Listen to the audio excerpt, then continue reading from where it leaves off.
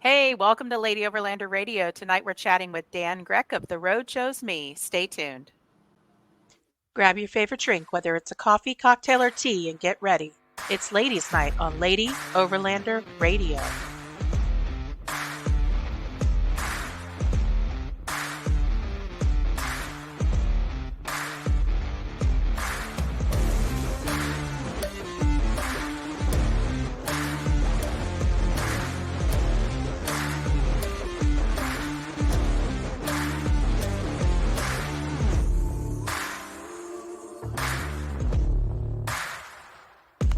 The Lady Overlander Radio podcast is sponsored by Frontrunner Outfitters, Midland Radio, Go Treads, Sport Keg, CB Adventure Supply, Adventure Trail Outfitters, Overland Spices, and the More Expo.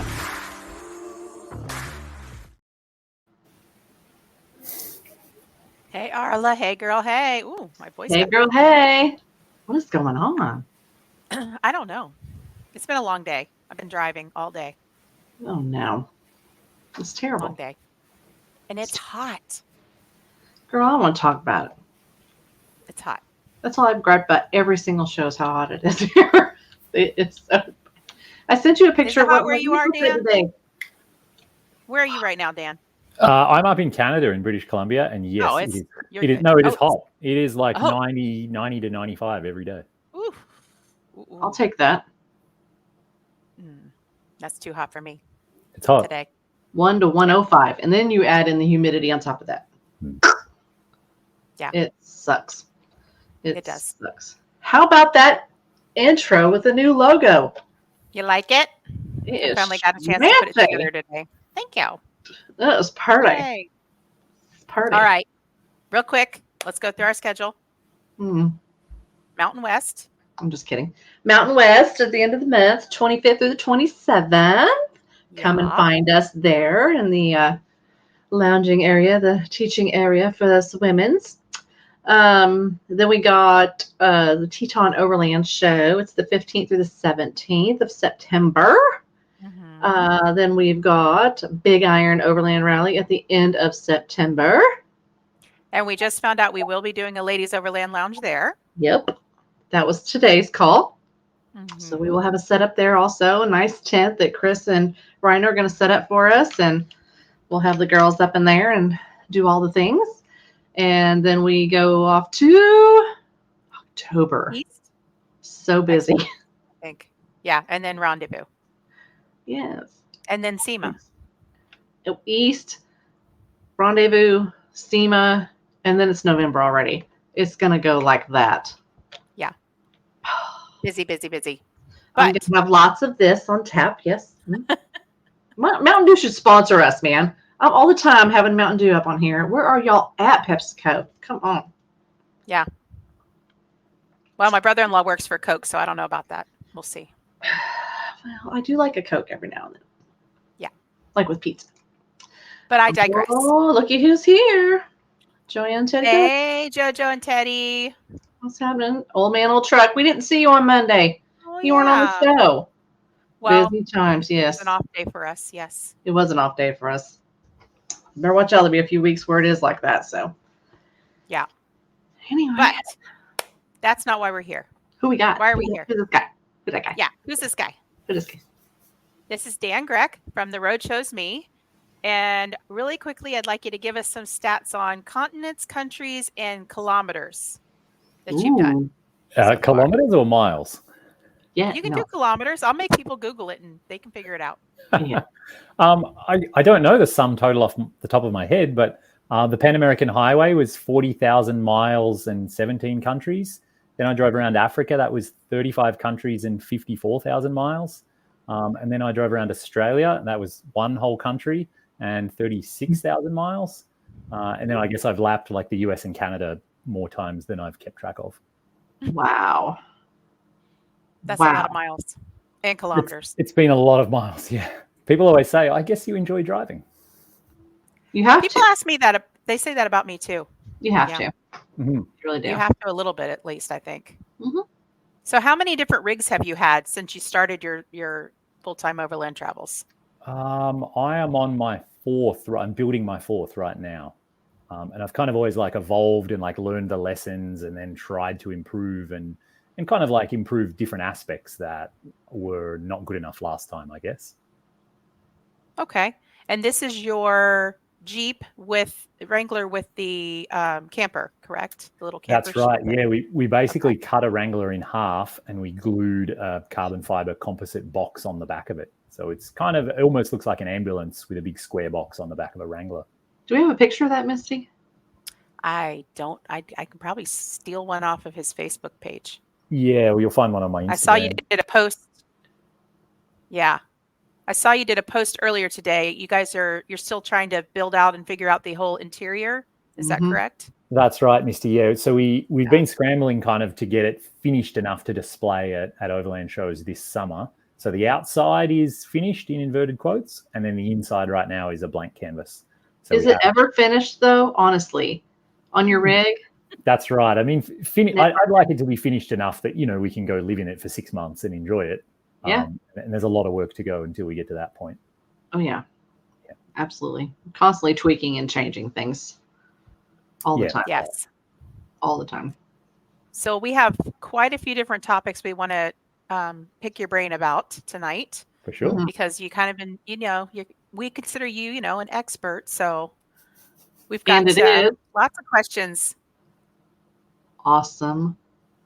Oh, yes. Awesome Aussie week. Yes. We just came up with that today. Yeah. We had one Monday and now we have you. We had Lucy Monday, who's walking the earth. And then we have Dan, who's driven the earth. So the earth, walking the earth and driven the earth. Around. I'll try my best not to let the team down. See if I can. I think there's a high standard set. I'll see if I can live up to it. I mean, Lucy is kind of a badass, but so are you. So I think you got it. Equals for sure. Equal badasses. All right. So we talked about your build a little bit. What are you doing differently with this build from your last build? Your last build was a Gladiator, I believe. That's right. In Australia, I had a Gladiator. And the focus of that one really was to get it as remote as possible. So it had lots of fuel, lots of drinking water were kind of the main considerations. Whereas this new vehicle, we're really focusing on interior living space. So really like, where are we going to hang out when the weather is really horrible or when the mosquitoes are intolerable? We really want to be able to like sit inside and read a book, or for me to work on my laptop. So the focus of this one is it'll be a little house on the inside. That's awesome. Yeah, we're really excited. It's going to have a diesel heater, which is something I've never had before. So in the cold weather, just turn the heater on. It'll have running hot and cold water, which also I've never had before. And it'll have a shower, which I'm pretty excited about. Yes. It'll start to feel like an apartment. Like it'll, have every luxury that we could want, but we can take it anywhere on the planet. That's the goal. That sounds pretty bougie. It's going to be very bougie compared to what I'm used to. Yeah, we did the Australia trip living in a ground tent for an entire year. My partner and I slept in a ground tent every single night. Wow. So yeah, we feel like we've earned the luxury now. You're in the penthouse. People say you're getting soft, and I'm like, well, it's okay. I deserve it. It's all right. That's right. Hey, doesn't mean you're soft. Not at all. When they've driven as many miles as you, then they can talk about your bougie camper. You know what I'm saying? Come on. Mm-hmm. That's right. Give me a break, people. But speaking of that, I think it was a couple of months ago now, you put out a YouTube episode on what is overlanding. And I'm sure you've gotten a lot of feedback on that. That's right. Yes. So I saw a few of the initial comments, and a lot of them I think were very supportive. And a lot of people agreed with you, and I agreed with you. I think that people put way too much emphasis on trying to define it.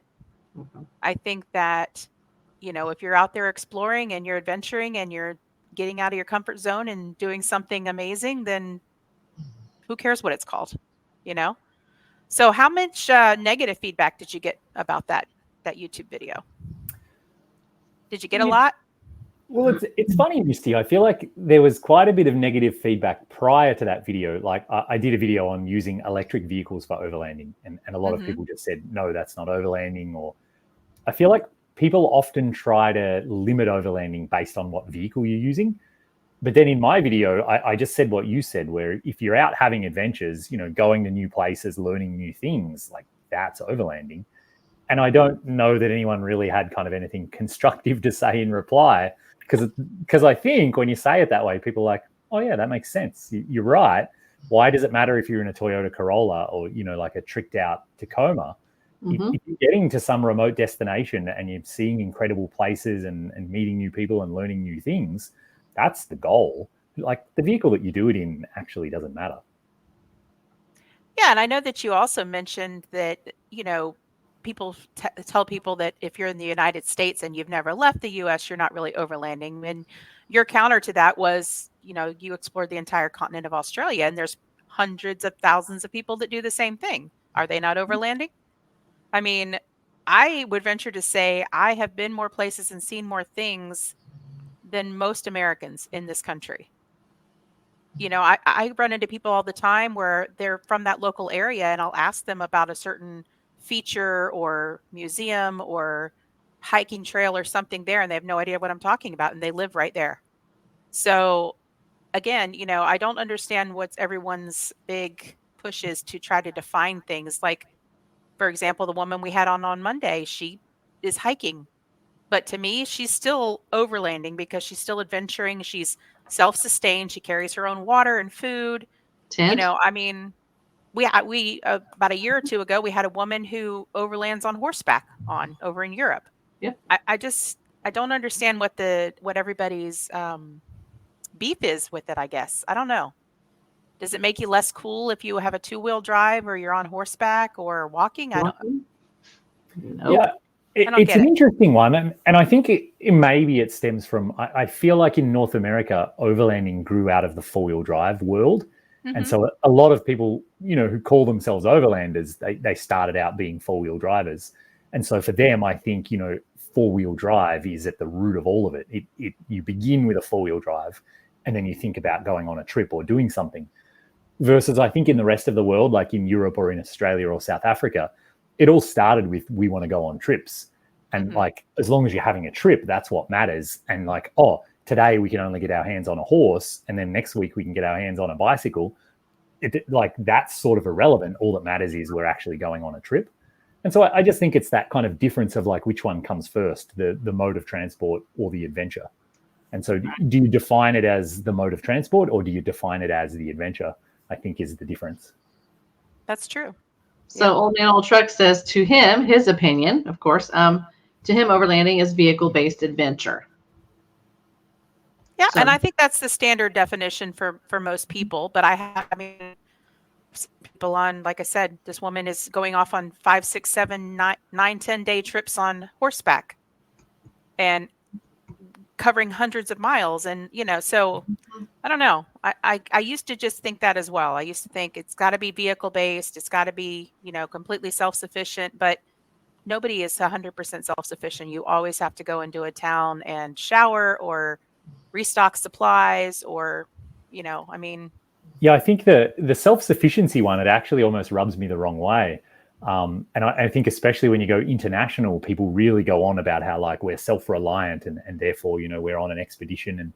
But in reality, the minute you cross a border, like you're relying on the border guards to stamp your passport, you're relying on the immigration to even have issued you a visa, you're relying on people in the street to help translate for you, or to buy local fruit and vegetables. I think actually when you go international, you become less self-reliant, and you really do put your trust in the people around you to help you, because you've never been there before. You don't know, hey, where's the local street market? Where do I buy gas? Where's a good place to camp for the night?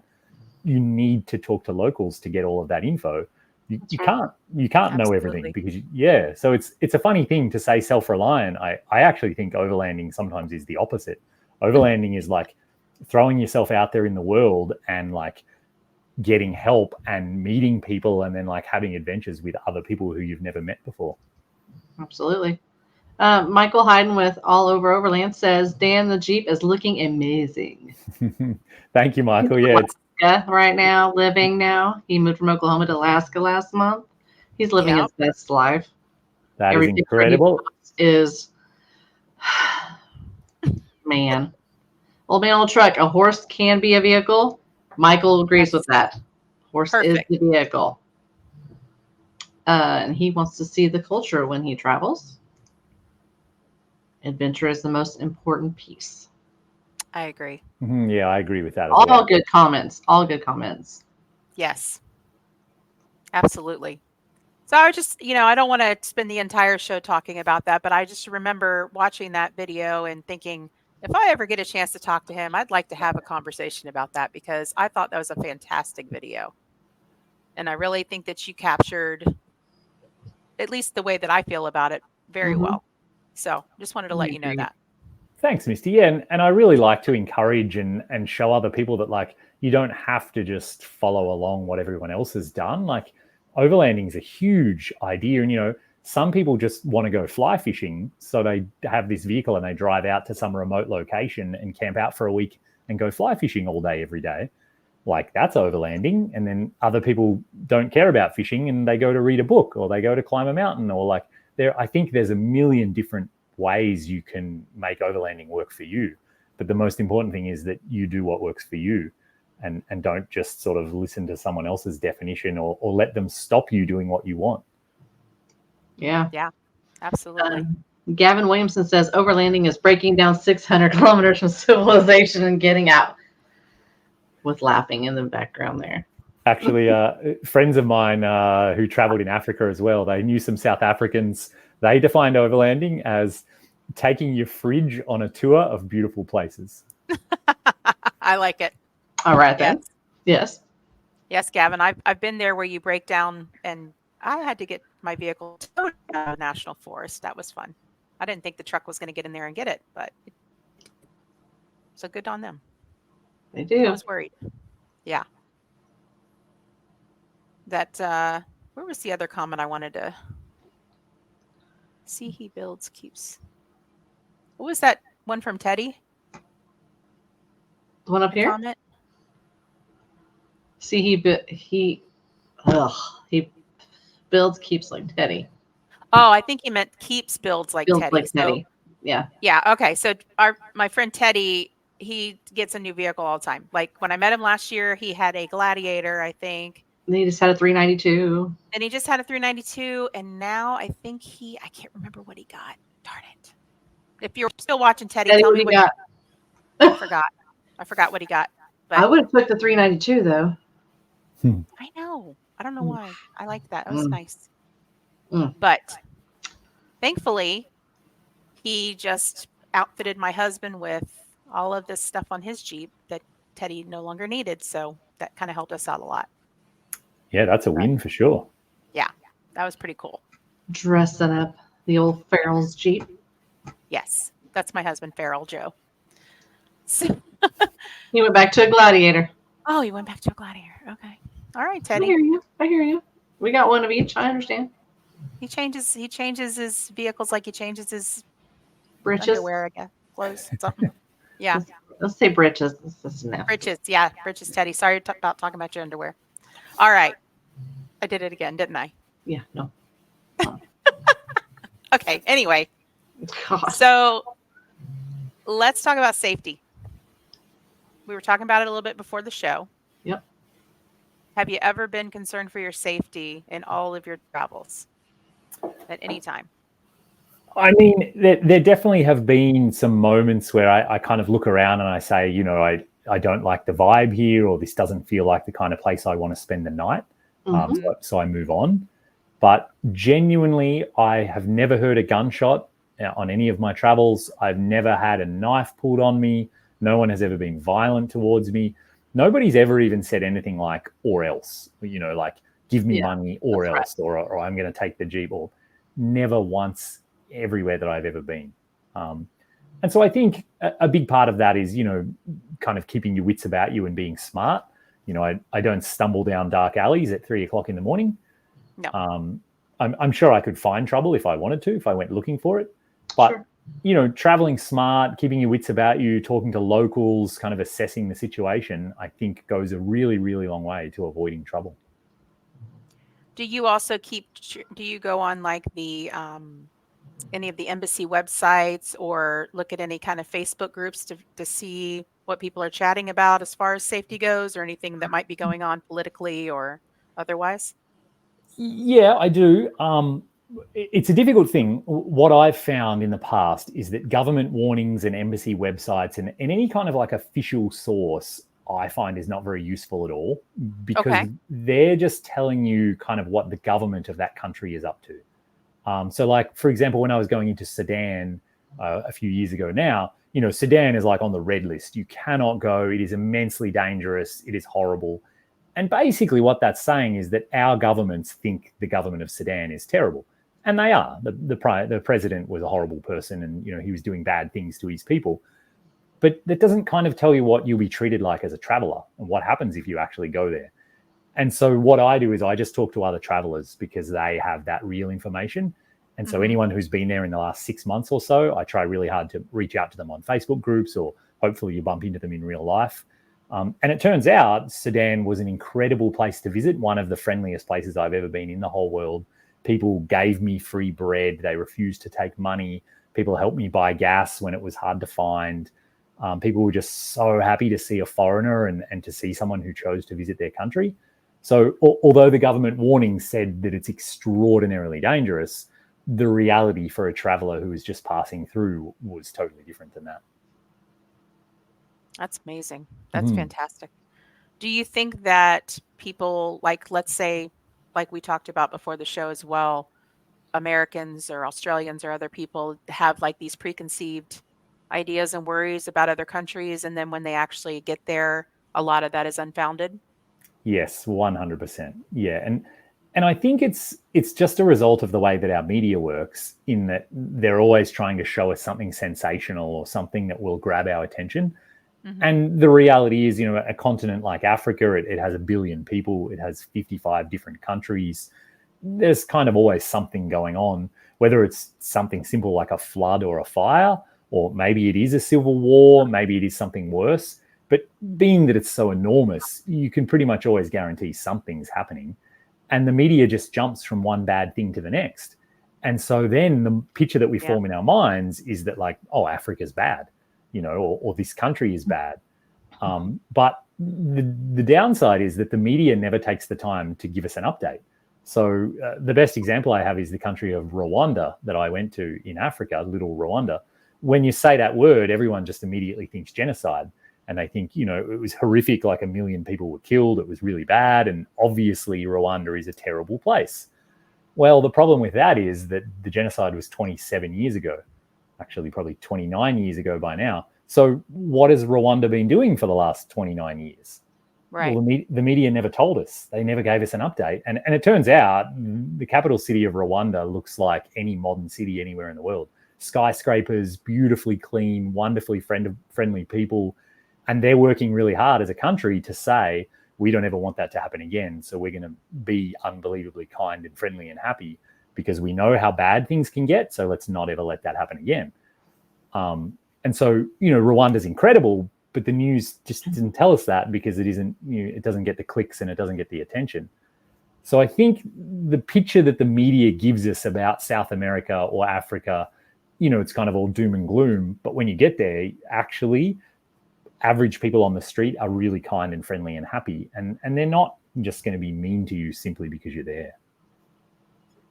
That's very true. And I know that we had a couple on, it was a few months ago, the overlanding ambulance, and we had a discussion about America and about how people in other countries throughout the world, all of the terrible things they hear about America, if you come to America, you're going to be involved in a school shooting, or you're going to be involved in something, and it's just like those preconceived ideas that people have about Mexico or about South America or about Africa. Like you said, you never really know until you go there for yourself and figure it out, right?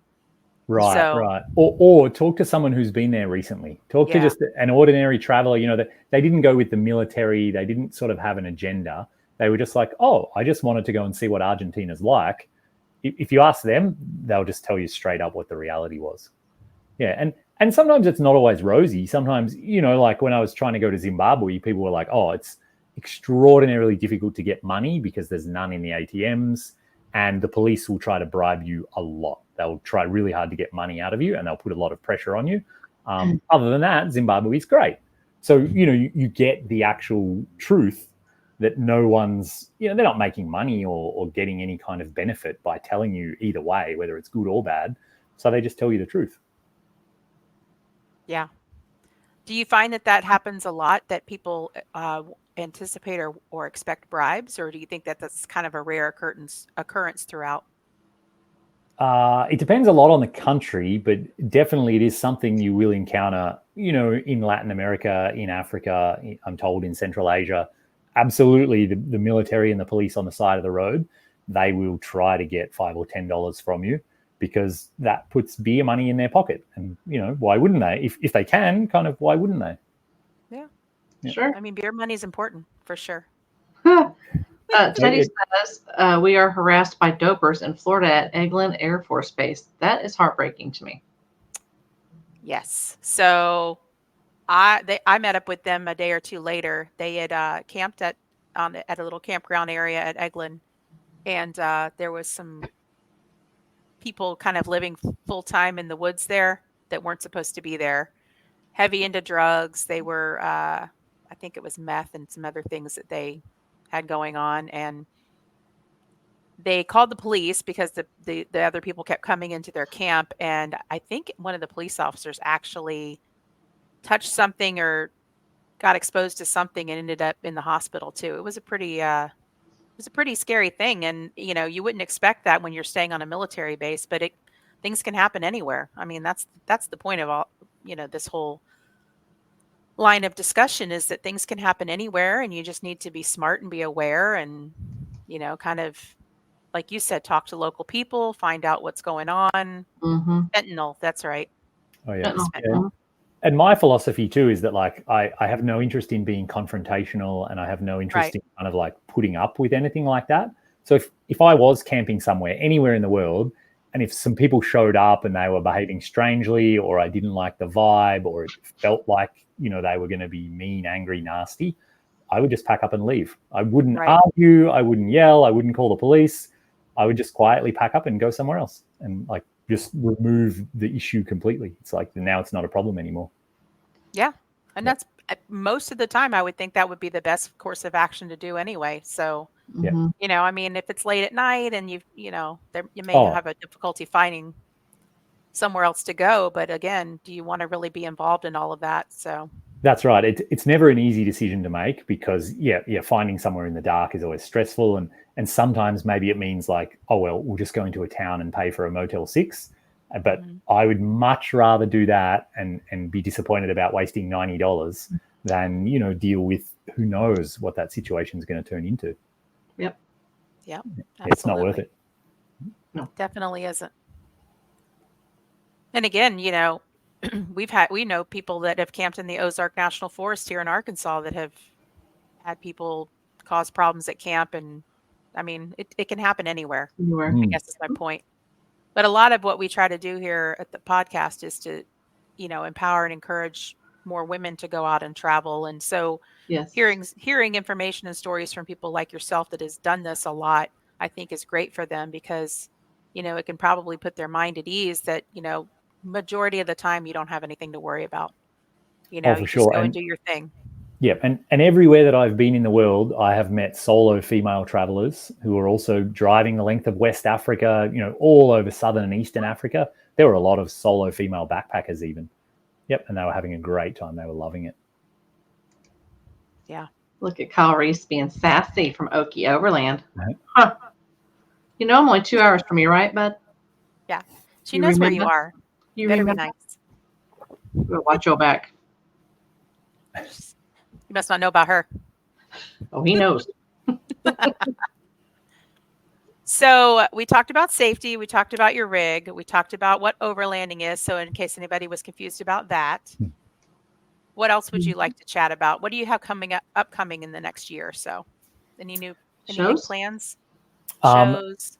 My big project right now is just to finish off the Jeep build. And so, like I said, the outside's pretty much complete, but we still have all of the interior to build. So it'll have a whole kitchen, bench seating, storage, the heater, all of that kind of stuff.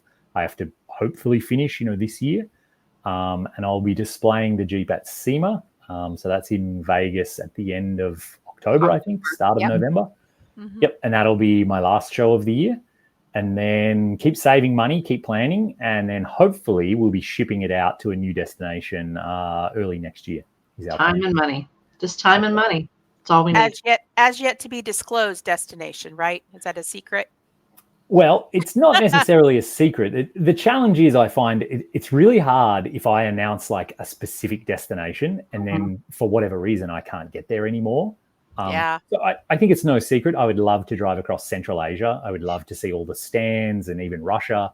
But with the war right now in Ukraine, I don't think it makes any sense.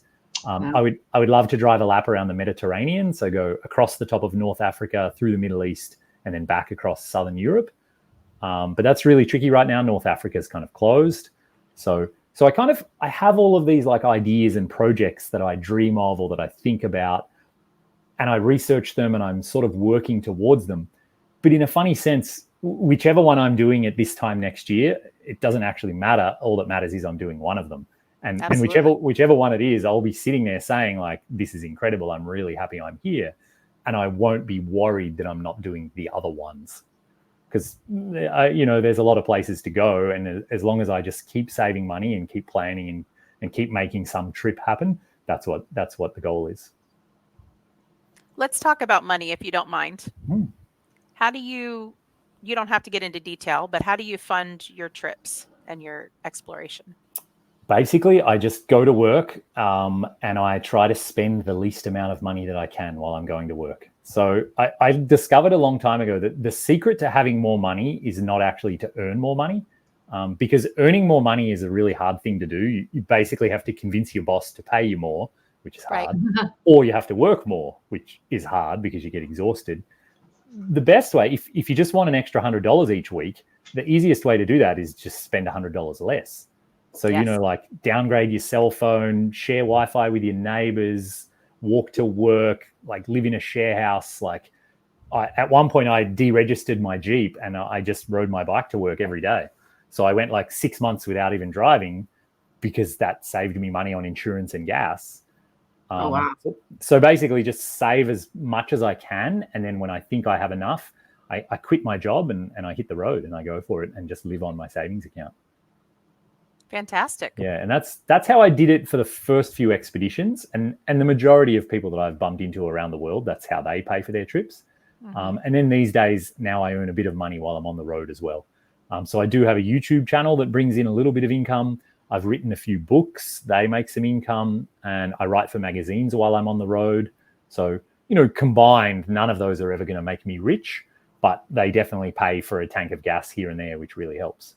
Sure. Absolutely. Yeah. So it is feasible for people to do this lifestyle, right? The very vast majority of people that I've bumped into driving around the world, they are school teachers, they're mechanics, they're bakers, they're construction workers.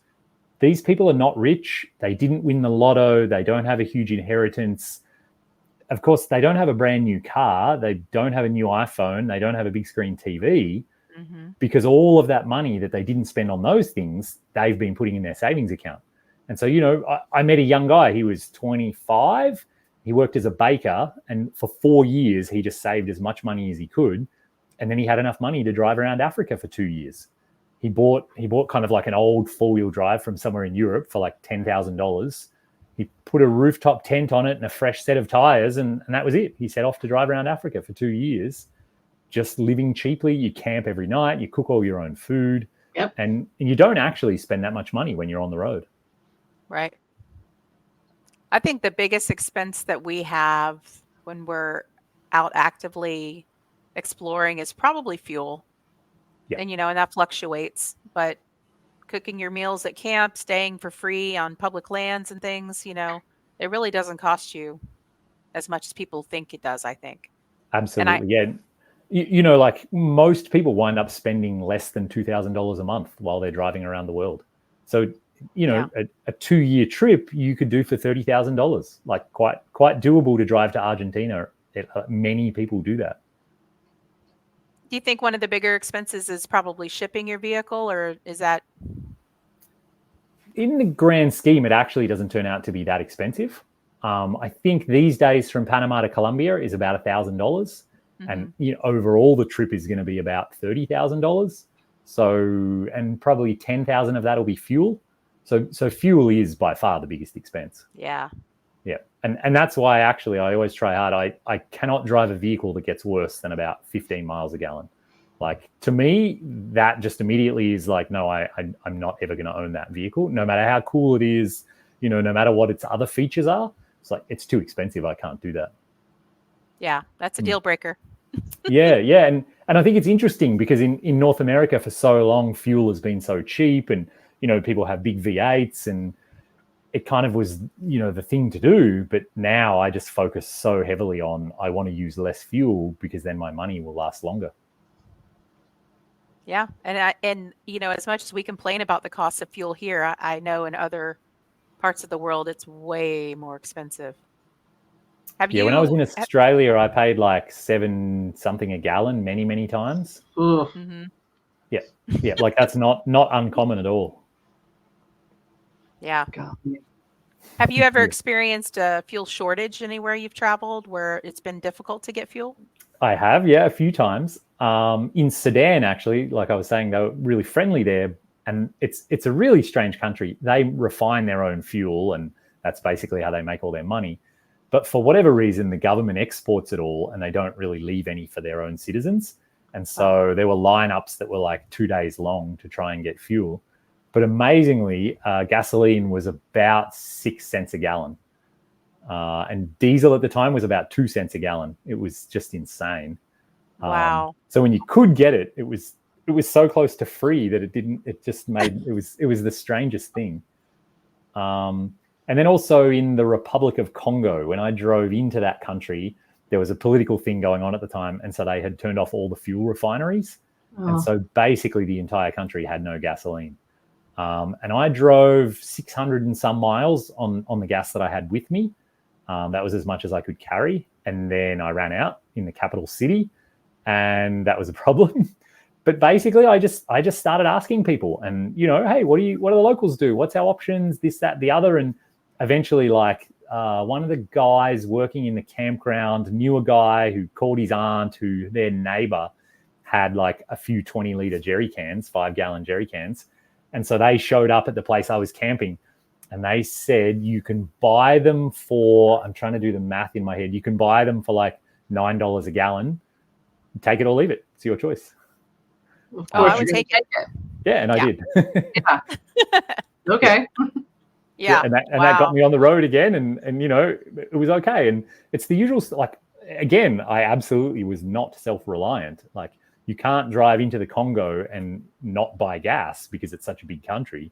Nobody can carry that much fuel. Would you say that overall you just really have to remain flexible and open to whatever comes your way? I mean, what advice would you give people that, especially about traveling internationally, would you give them advice like that, or? Yeah, I really do. That is the number one. And it doesn't mean that you just have to suddenly be open to the idea that, everything is going to be horrible and you're going to go months without a shower, or you're going to eat like pig intestines, or like, it doesn't mean you have to be insanely flexible, but just, that idea of like, oh, our plan didn't work for the day. We thought we could drive 300 miles, but the roads have been bad, and so we only made it 100 miles. That's okay. We'll just stop in this other little town instead. It was so common. We would go out to, if I was in a town, I would always like to buy local food. Mm-hmm. And so you'd go out to a place and they hand you a menu. And so you say, like, oh, I'll have a burger. And they'll say, no, there aren't any burgers. You say, oh, okay. Oh, I'll have a pizza, please. And they're like, no, there's no pizzas. And so after a while, you realize you don't look at the menu. You just sort of say to them, you're like, oh, what have you got? Yeah. And they'll scratch their heads and they'll be like, oh, we've got some chicken. And you're like, okay. And I don't know if that means it's going to be fried or crispy. Like, it's chicken of some kind. Maybe it's in a stew. Maybe it's on rice. It's just that idea of like, oh, well, I'll find out when it gets here, Yeah. That's part of the excitement, I guess. It is. And it just becomes really fun to watch how the locals live their life. And a story that my brother always finds fascinating. One morning I was feeling particularly lazy, And so I wandered into the street in Peru to get breakfast. And they have these delicious kind of like, I guess they're like a bacon and egg McMuffin thing, you know, like a bread roll with cheese and egg, and I think it was bacon or some sort of meat. They're delicious, and I'd had a few of them in Peru.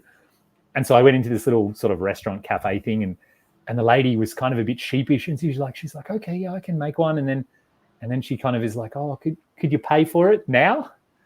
Okay, yeah. So I give her, I don't remember, like 50 cents, and she hands it to her son, her little kid. And you could watch him run out the back door of the restaurant around the corner where he buys the eggs and he buys the bread with the 50 cents I just gave him, and then runs back inside so that his mum can cook it for me and serve it to me.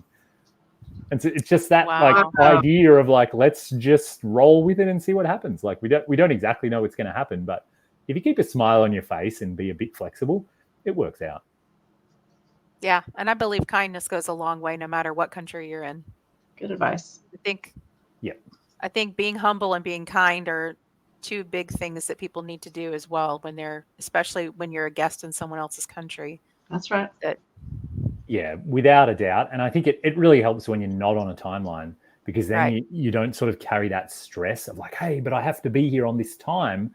If you come across a rock slide, you know, and the road's blocked, you just, oh, okay.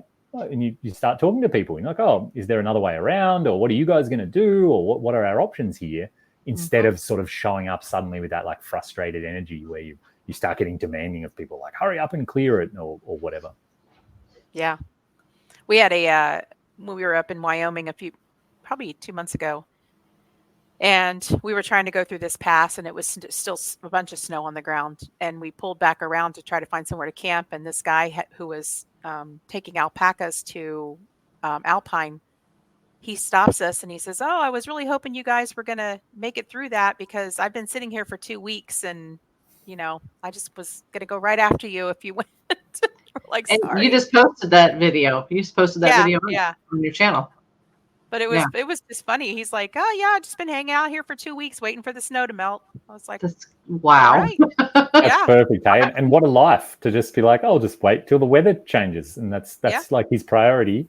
Yeah, he doesn't have to get to work on Monday morning at 9 a.m. He doesn't kind of have those kind of responsibilities. Yeah. I mean, I guess he had plenty of food for the animals that were with him, because he had a dog too. And he was just chilling. Yep. No timeline. Yep. Nice. It'd be pretty fun to like sit down with him and chat to him for an hour. Like, hey, can I make you a coffee? And then like hear some of his stories. Oh, yeah. Oh, yeah. Yeah. That's one of my favorite things, I think, is meeting people on the road and just hearing where everyone's from and different experiences they've had. And that's one of the reasons why I like doing the podcast so much, being able to talk to people and, you know, just finding out their story and why they do what they do and, you know, how they make it work. I think that that's the biggest thing that people are curious about, is how to make this kind of lifestyle work. Mm-hmm. That's sure. A lot of the questions I get, you know? Yeah. Yeah. And it's really amazing when you get on the road long term, because every time you bump into other travelers, you have that like excited energy of not only like, oh, let's look at the map and like, where have you guys been, or where should we go? But then you also, have that energy of like, how is this working for you? Like, how long have you been on the road? And like, what do you do for money? And it's always a really fun time. Yeah, I enjoy talking to other families that are full-time on the road, because I can get ideas about, you know, the kids and schooling and all of those things, and then they can make friends with other kids and keep in touch on social media or whatever. And I just really, really like that sense of community. Yeah, absolutely. Oh, got Danielle on here. Let's see. She's from Second Overland. That's her. It was great to meet you at PNW Expo. Read your books, and now I have to memorize every country enter-exit rules. Oh, Lord. That's a lot to memorize, Danielle. Yeah. Good luck to you on that, dear. She's been out for like the last 6 weeks, her and Kara. Yeah. They've been doing their bestie overlanding. Jumping out of every airplane that can be found. Crazy. Cool. I can be bribed with snacks. Danielle, snacks. Danielle, it's a really cool thing. Once you've been on the road for a little while, like your first couple of border crossings are a bit stressful and you don't understand what's happening. But once you've done a few of them, you realize they're all the same. And it didn't even matter when you know, it was French speaking in West Africa or if it was Spanish in Argentina. The process is the same, the steps that you follow, and it never is hard. It never is like horribly stressful. And it's really funny if you do something wrong, like I try to drive out of the checkpoint and I haven't finished whatever crazy step you have to finish. The guy at the boom gate, he'll just point at the building you have to go to. Yeah. And then so you just walk over to that building with your paperwork, and someone will shuffle through and find the right paper and give you the right stamp. And then they'll point back to the guy at the boom gate again. So then it's like, oh, I'll just go try my luck with him again. And sometimes I did that 3 or 4 times. And, you know, you carry a bottle of water and maybe you have an apple or something. So, and then eventually, like the guy at the boom gate, he gives you a big thumbs up and he opens the boom gate. And you say like, all right, I guess I did all the right steps. I don't really know what they were, but I guess I did them all. Oh, wow. So they feel stressful from the outside. But if you just like sort of relax and just enjoy the absurdity of the whole thing, they're actually not stressful or scary at all. Wow. Says that she's in Baja for a month and the federales. Ugh. Yeah, I think especially when you drive north, I think the federales, like they want to search your car and stuff because of people trying to bring things back into the US. Yeah. Oh, yes. Yeah. Oh, yeah. Just the corruption. Yeah. No, she said the corruption. Yeah. Yeah. I mean, What did Old Man Old Truck, he was talking about? He said, I was traveling from South Carolina to Alaska and met a guy in Canada traveling from Alaska to South Carolina. That's so perfect, because then you're immediately each other's best friend, because you each know exactly all the information the other person wants to know. Yeah. It's always fun when that happens. It's quite the haul. Good gracious. So what do you think has been your best moment on the road, if you can pick one? There have been so many. I think, you know, sometimes I when I'm by myself and I'm lonely and I start to wonder, like, why am I even doing this? Like, this is stupid. And so for me, the best moments have always been people interactions. You know, like elephants are really cool, and lions and giraffes, and like and I dreamed of them before I went to Africa. But if I went back to Africa and didn't see any of those, I wouldn't be upset at all. I would go back to Africa and I would drive out into some remote village and just hang out with people and just watch the way that the children are so happy, you know, and people will invite you into their home and they'll try to tell you about their life and they'll give you a little tour of their farm, and because people are just so kind and so happy, and that is their whole life. And then inevitably, like it's someone's birthday or someone's wedding, or like there's an excuse to have a festival. So immediately they'll like kill a goat and bring up a whole bunch of beer that they brewed themselves. And then before you know it, like 3/4 of the town is having a party. Yeah. Because they can. Because why wouldn't you, when, you know, they don't have to go to work, they don't have stress, they don't have insurance and banks and like car payments, and so people, they kind of live like with less burdens and more just like open to do whatever. And they're like, oh yeah, let's go for a walk down by the lake. And anyone of any age will just come with you for an entire day, because they don't have to go to work. They don't have to pay bills. And to just spend time with people like that, I've always found to be incredible and like really eye-opening. And those were the interactions that really like spurred me to learn Spanish and learn French, because I really, really wanted to ask them more about their lives.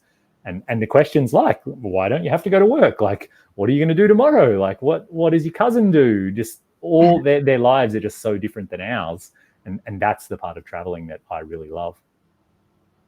You know, what's ironic is a lot of people would feel sorry for people like that, but I actually envy them. Yes. You know, it must be amazing. Just, you know, wake up, have your day, not be stressed about 1,000 things and obligations and all of those other, you know, money and traffic and all of those things, you know, I mean. And there's no doubt, I mean, it is a much harder life than ours. You know, they have to haul their own water. There's a better than average chance that one of their children might get malaria and die. Like, you know, it's not a good life by Western standards, but there are aspects to it that I think we can learn a lot from, and we can maybe find a mix. What if we could have, some of the good aspects of our life, but try to remember to incorporate the amazing parts of their life as well? Absolutely. Yeah. Danielle be says ideal. her favorite part of our world's travels, the extremely remote villages. Mm-hmm. Absolutely. I feel like it's incredible just to watch village life, and I have so many memories of waking up in my pop-up roof to village life. Like before the sun comes up, the roosters start going, and then like you hear kids giggling, and then you hear pots and pans start banging, and just as the village wakes up. And in Africa, it was always incredible because before sunrise, it's actually kind of cold, which is a really nice feeling. So if you get out of bed and walk around just wearing a t-shirt, like your skin, you get goosebumps. But it's a really nice feeling because in another hour you are not going to have goosebumps. That's right. You're gonna be hot. No kidding. Danielle asks, did you get any illnesses while on the road? Tropical illnesses specifically. I did, Danielle. When I was in Mali, I got malaria the first time, and it was really bad. It was kind of like the worst cold or flu that I've ever had. I was kind of delirious and it hurt really bad for a couple of days, but it was okay. I knew I was going to get through it. And then 6 or 8 months later, when I was in Angola, I got malaria again, and it was really, really bad. I lost about 20 pounds in 5 days. I didn't eat anything or sleep or walk or talk or drink anything for 5 days. Golly. And I didn't think I was going to die, but the thought definitely crossed my mind a few times. I thought, like, if this gets much worse, I might be on the way to dying. Yeah, so I don't recommend. It felt like it. I don't recommend getting malaria. It's not fun at all. 20 pounds in 5 days is wow. Yeah, I was really bad. Yeah. Yeah. Mm-mm. So that's definitely been the worst one. And then lots of different stomach bugs here and there, kind of a 24-hour thing that you don't want to get out of bed, which sucks. But I love street food. And so when I was in Baja, actually, in Mexico, I ate some street tacos, which were clearly unsanitary. And clearly I got very sick and it was really bad. And as soon as I felt better again, what did I do? I went back to exactly the same street taco stand and I bought more tacos. So I mean, I don't learn from my mistakes because they're just too delicious. I couldn't resist. They tasted good. They did. With it, It was worth it. What's the worst interaction with wildlife you've ever had? Oh, that's a good one. Worst interaction. Probably after I drove to Argentina, I actually lived in the Yukon for 4 years. So I lived right next to Alaska. I would actually drive south to Alaska on the weekends to go fishing and stuff in the ocean. And so I've had a lot of different bear encounters over the years. One time we were riding our mountain bikes. We were about 3 days ride from the nearest people. We had all our backpacking gear with us. And we came around the corner going pretty fast. And there was a big grizzly bear right in the middle of the trail. And we probably got within about 20 feet of it.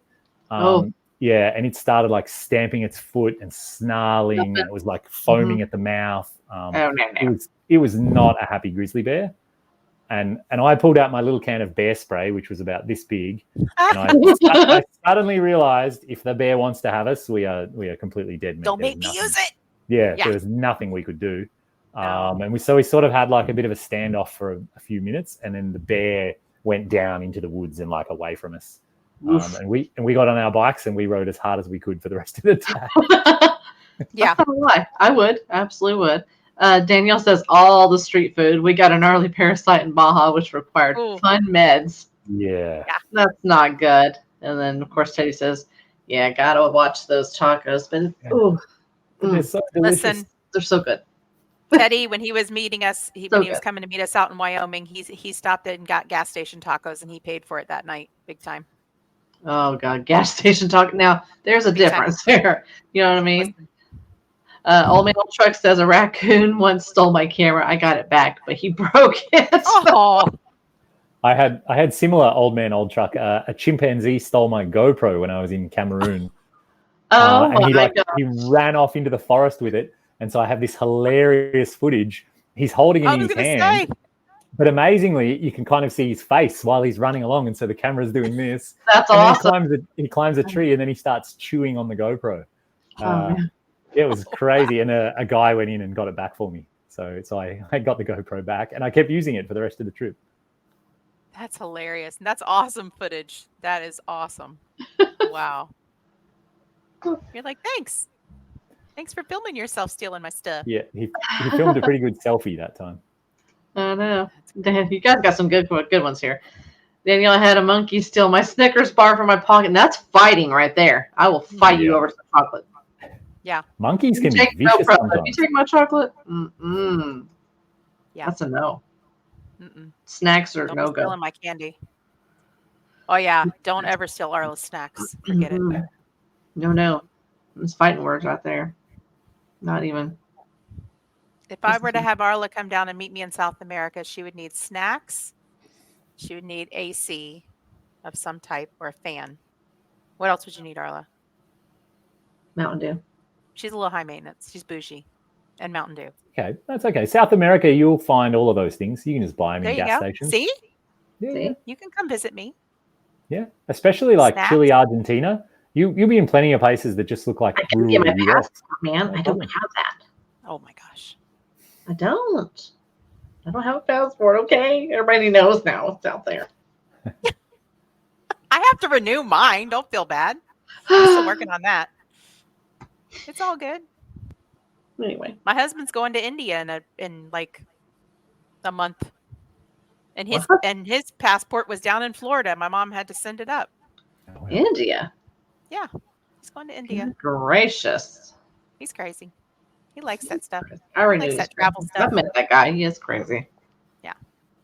He's crazy. Yeah, he's going to go with a friend of his who's an anthropologist, and they'll be there for several weeks, about almost a month. So he's very excited. That'll be incredible. Oh, yeah. Man. Yeah. I know. There you have it. Oh. My passport and visa also got stolen in India. Oh, no. Danielle, Not so good. what is going on? Danielle, you got some stories, girl. Yeah, you guys Did the need monkey Danielle steal on it? the show. She's a traveler, though. Seriously. Like, all the time. Like, on the go. Bryce Newton. Oh, got the husband on here now. Favorite African north-south route, west or east coast? Oh. I think, Bryce, it totally comes down to what you're looking for. They're very different from each other. West Africa is much less developed, much more remote.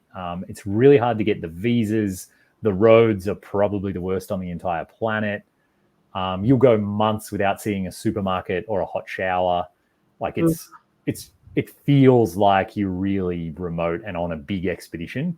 And to me, that was the biggest adventure of my life, and I absolutely loved it. It was extremely difficult, but that's kind of what I wanted.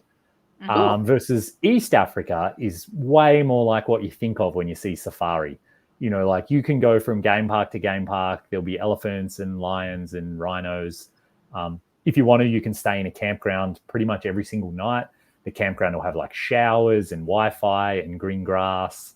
But also, you know, during the day, you can go into little villages or, you know, buy street food or, you know, check out towns. So it's the real African experience, but it's sort of easier or like friendlier and like more gentle, I guess. And the roads are better. The maps are better. There's more travelers around, so you can get more information from other people. So East Africa is incredible and beautiful and nice. And West Africa is wild, remote, and difficult. Yeah, that sounds amazing too. So yeah, it depends what you want. Africa is my bucket list continent. For sure. It is utterly incredible. Yeah, amazing. 1,000 times more adventure than I even knew was possible on planet Earth. That's awesome. Yeah. I'm so excited about that. West, it's where we are going. Bryce, Bryce, get to booking, sir. Yeah, you guys can Danielle do it. has spoken. There you go. Yeah. She said what she said. There's a couple right now. They've just driven West Africa in an electric vehicle. They have a whole bunch of solar panels with them. They're charging it. And then also one of my friends is driving West Africa right now in a Toyota Yaris. He just went through the bit between Nigeria and Cameroon. There's like a crazy muddy mountain road. And so he just drove that in his Yaris, and he's driving through like 2 feet deep wheel ruts in a Yaris, just like, and there's locals pushing and having like ridiculous adventures. That's such a small car. Yep. That's awesome. Yep. Because he's like, I didn't have enough money for anything else, so I just went. Like, that's the right Hey, do what you can do. I mean, it doesn't matter. Yep. He said actually driving the crappy car has made the adventure better because he just meets so many friendly people who like invite him into their house or give him like, he just is part of like the local culture, instead of like when you're in a big foreign 4-wheel drive, you sort of separate and you just like pass through and people almost ignore you a bit. Yeah. Oh, wow. Daniel says they need to do the Mongol rally. Yeah, for sure. That would be a lot of fun. Time and money, Daniel. Time and money. Mostly money, actually. Like, if you can save enough money, then time's irrelevant because you can go and sit on the beach in Costa Rica for like $300 a month. And I am down with that. Yeah, eat street tacos and wander around the village and learn Spanish in a whole month. You'll only spend $300, even like paying for camping as well. Wow. So yeah, once you can save enough money, time becomes not a factor. You wouldn't get me back up here, probably. No, and plenty of people down there are like that. You bump into more and more people everywhere you go around the world. They're like, oh yeah, we used to live in wherever in the Western world. And they're like, no, you'll never get me back there. Oh yeah, there's a lot of expats in Costa Rica anyway. Like, a lot of Americans. Yeah, for sure, all around the world. Every country I've ever been to, you'll bump into expats who are just like, no, I came here 20 years ago and I love it and I stayed. It could be the Congo, it could be Mali, like even places that we think of as not very nice, and they're loving it. Yeah, my husband gives me a hard time because we had just bought a cabin back in December, and we've been there maybe 3 weeks since we bought it. And he said, no, I'm not kidding. So he said, well, when we go to South America, do you want to sell it? And I was like, I don't know. I think we should just hold on to it for now and just see. And he said, but what if we find another country that we want to live in and don't want to come back? I said, well, then we'll sell it then. Joe, no, you did not. Yes, oh, yes, he did. He's ready. He's ready to sell already. And we just bought it. And you can totally live down there and you're basically in the same time zone. So you could work remote and spend a fraction of the money you do every month to live where we do now. Don't. Arla's going to be mad at me if I move out of the state. But then Arla, you get to go and visit her. Yeah. I'm not liking this conversation anymore. Yeah, I drive her crazy because I'm always going. To travel. Yeah. She's like, where are you now? Why are you moving too much? Gets on Life 360. I can see where you're at. Yep. So do you have friends throughout that you kind of track where they are and they track where you are? I know you mentioned the one friend in West Africa in the Yaris, but do you have like a whole network of people where you guys kind of just follow each other? Yeah, I do have like people that I've bumped into over the years, or people who even, they're staying still, like they run a campsite in Mali or Senegal or something. But it's kind of funny. I feel like you almost go in waves. So like when we were all on the road in Africa, we were all traveling and we'd bump into each other or travel together for a while. But now we're kind of all in the like save money phase. And so we just exchange an email every couple of months of like, how are you guys? Oh yeah, we're still saving money. Like we hope to get on the road next year. And so we sort of all end up like either we're on the road or we're back home saving money. Mm-hmm. So I know it's been a couple of years now. I did want to ask you, I was watching one of your YouTube episodes where you had just gotten to Australia and you had to quarantine because it was during COVID. How was it traveling during COVID? Did you do a lot of sitting or were you able to still explore? It was really strange. I started out when COVID first started, I was here in Canada. And it wasn't that bad. We kind of could do anything we wanted to a degree. The bars were closed and restaurants and things like that. But then we decided to go to Australia, and that was really odd. So I flew on a full-size 747, and there were only 23 people on the whole plane. Wow. And then when we landed, like the military in full uniform came onto the plane and like escorted us off, and they were wearing like face masks, and it felt like one of those zombie movies, where like the military are. Yeah. And so they escorted us to a hotel, and I got locked in a hotel room for 2 weeks. And basically, if I went out of the hotel room, I would get arrested and go to jail. And so it was really hard actually, because I couldn't even open the window. So for 2 weeks, I didn't even have fresh air or sunlight, and it was strange. I still was jet lagged after 2 weeks. And then when I got out of quarantine, supposedly Australia didn't have COVID. That's why they were doing all the quarantine. And it was right around that time that there was a huge COVID outbreak. And then I was under like really heavy travel restrictions in Australia. So I couldn't leave the state that I was in. There were military posted at every border. And then I wasn't even allowed to go more than about 1.5 miles from my dad's house. They were actively giving people tickets who went too far from their own home. And supposedly you were only allowed outside for an hour a day. So it was pretty like strict restrictions there for quite a few months. Luckily, most of that happened while I was building the Jeep, the Gladiator, to travel Australia. So I pretty much just spent all day, every day, like in Dad's shed, just building the Gladiator. And then just as we wanted to get on the road, the restrictions really started to lift, and then we were able to start traveling again.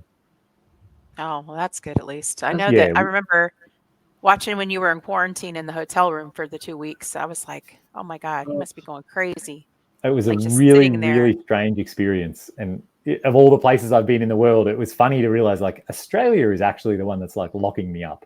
You know, people always said, oh, aren't you afraid to go to Honduras? Like, what if they throw you in jail? It's like, oh, actually, Australia did, not Honduras.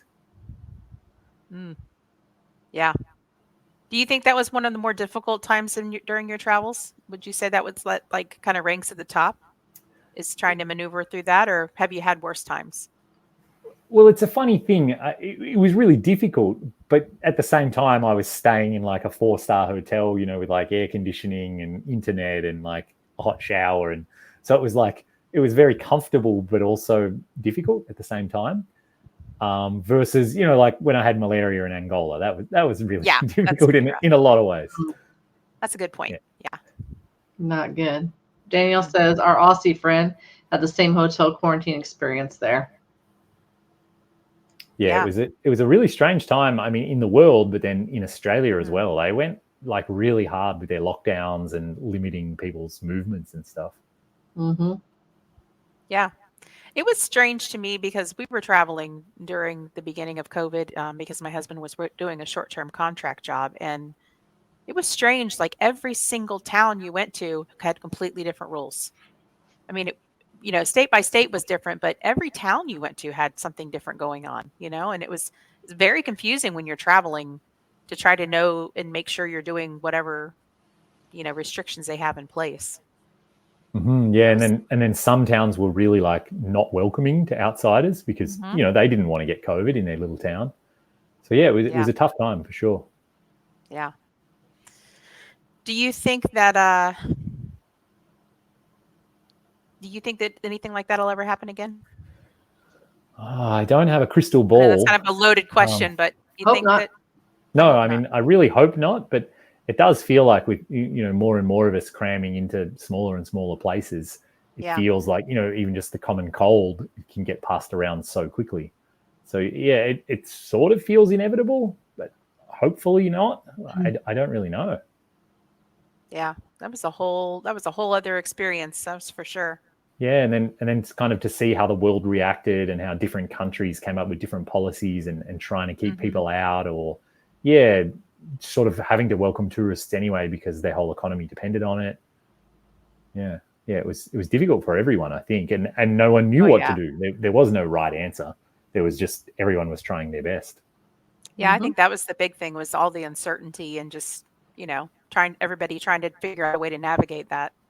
Yeah.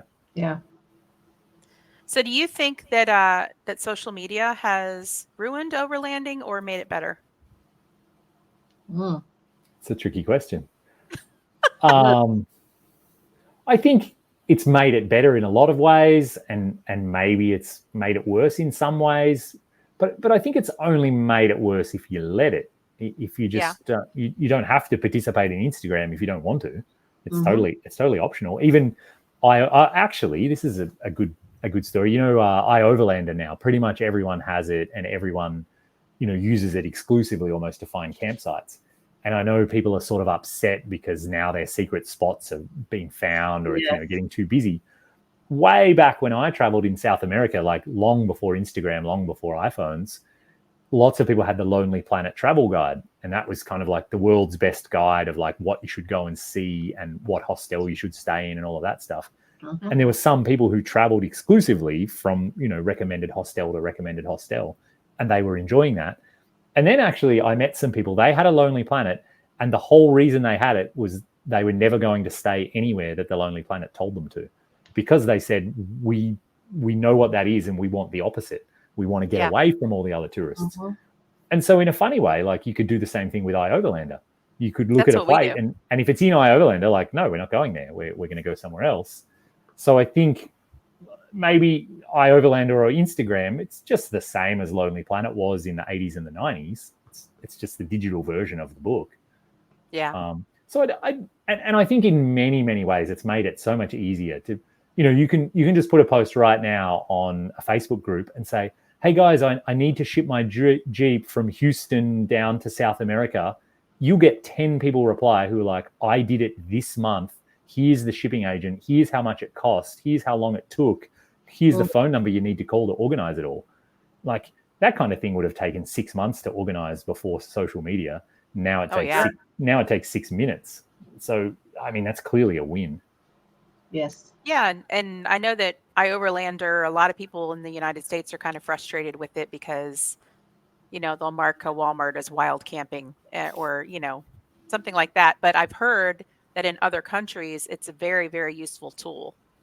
And it's especially useful. like in South America. And so a lot of people still rely on that. And, you know, we do it similar to what you said. We'll look on there and we'll see where there's campsites located. And we'll kind of go over toward that general area, but we won't go to that specific one that's marked. Yep. You know, and we've always had really good luck with that.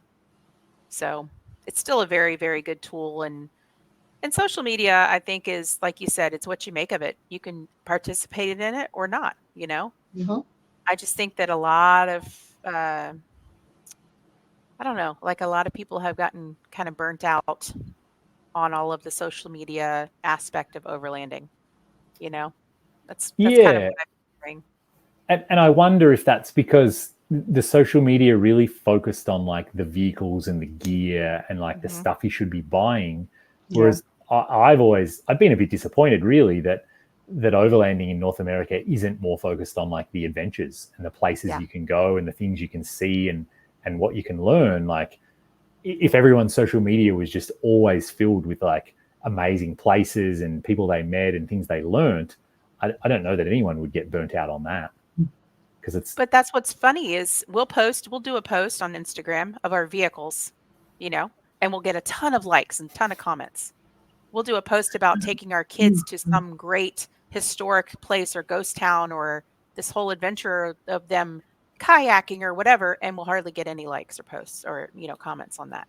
So it's kind of frustrating because it seems that that's what people want to see. They don't care that you're overlanding or what you're doing. They just want to see what rig you have, what gear you have, you know? Yeah. So, and I do wonder if overlanding at some point here in North America, it'll hit some sort of peak and everyone will move on and there'll be, you know, some new hotness and you know, there'll be a lot less people in it. But it'll be okay because the core people who really love it for the travel aspect and the adventure aspect, they're always going to do it because they love it. And they don't care what vehicle you drive and they don't care what wheels you have. You know, the first question they ask you isn't what size tires do you have? The first question they ask is like, oh, what was your recent trip to Arizona like? Did you get into this crazy canyon that I heard is really beautiful? That's and I think that's the heart of it, and that's what's going to keep it going. Absolutely. Danielle, I need them to move on already. Yes. I'm ready for them to move on. Yes. Bye-bye. Well, Dan, we really, really appreciate you being on tonight. It's been a great conversation. Thank you for being so candid with us. I know I asked some questions that you were probably like, why is she asking this? But I like to know, you know, you've been doing this a long time. So I want to know, you know, truthfully what you think about a lot of those things. And I thank you for being honest with us. And yeah, it's been a real pleasure. I really enjoyed the chat and it's always fun just to sort of get down to the heart of like what is overlanding and why do we do this craziness and choose to live in our cars. Absolutely. Or on a horseback or whatever, you know, whatever people are doing. That's we right. don't judge here. Wear out a Two-wheel pair drive. of shoes every 6 weeks. Yes, that girl. Shoes Woo, every 6 weeks. Crazy. she's so cool. Yeah. Mm-hmm. Yep. So real quick, though, I think that a lot of people know. Tell everybody how they can find you on social media. All your good stuff. So I am The Road Chose Me across social media. So Instagram, YouTube, and Facebook. And on YouTube, I have a lot of videos trying to help people and teach people how to get out and have these adventures, how to cross borders, how to deal with bribery, money, languages, how to prepare your vehicle, kind of all the things that people wonder about. How do I do this? So that's a big focus of my YouTube channel. And I've written a couple of books as well about my adventures and the lessons I learned, the people I met. And so those are available on Amazon, also called The Road Chose Me. Very, very good. Awesome. Thank you so much for being on tonight. Thank you, everybody, for watching and engaging with us and asking great questions. Everybody have safe travels and a great night. See you next week. Thanks, everyone. Bye. Mm.